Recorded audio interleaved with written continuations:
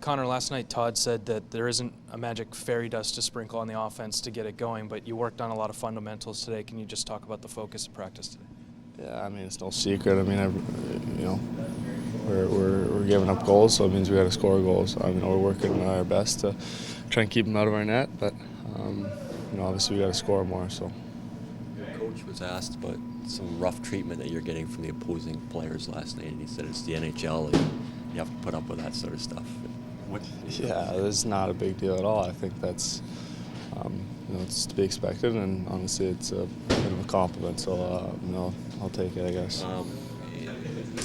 The breakaways and stuff you're getting, though, is that?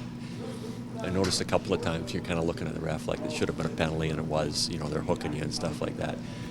Do you figure you got to play a little bit longer in this league before the referees say, "Okay, that's a hook"? No, I mean it's whatever they're seeing. So ultimately they're the refs and they're the ones that get to make the calls, and if they don't see it, they won't call it. If they do, they'll call it. So that's ultimately all it comes down to. Can you compare and contrast maybe when you got a guy like Gabriel that's an experienced player on your right side, as opposed to Yessi, who's got some tremendous physical tools, what it's like given his lack of experience, or how it changes? Does it change your game at all when you've got a different right winger playing with you? Because you've played a lot with Jordan here to start the year and late last season. Yeah, I played a lot with Ebbs, now with Yessi, so we'll see how it goes. I mean, he's got a lot of good tools, and we'll see what he can do. So I'm looking forward to the chance to being able to play with him, and with a young guy like that, you just got to talk to him, and I mean, it's hard to talk to him. He didn't really speak any English, so we'll figure it out though.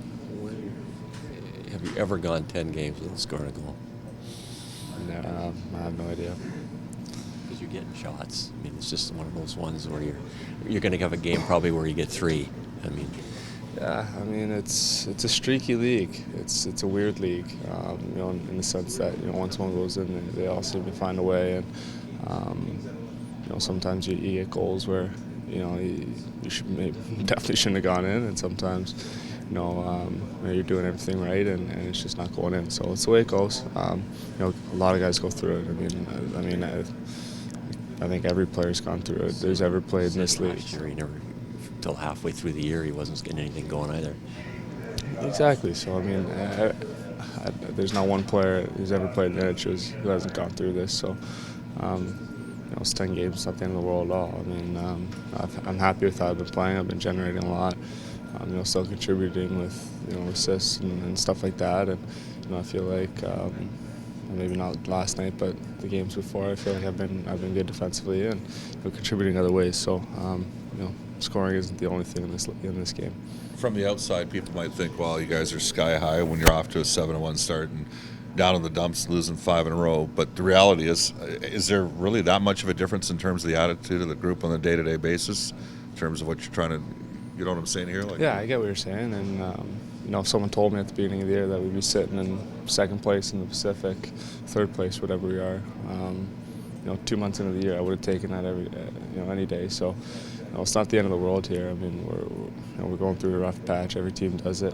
We'll find a way out of it, just like everyone else does. And like I said, I think we're still sitting in a good position, and we understand that. Fans have to understand that. Media has to understand that. We're still sitting pretty good. I mean, it's definitely could be a lot worse. It's the old story. You're not as good as your record sometimes indicates in the first 8 games where you won them all, and then you're losing these games and you're not as bad either as the losses.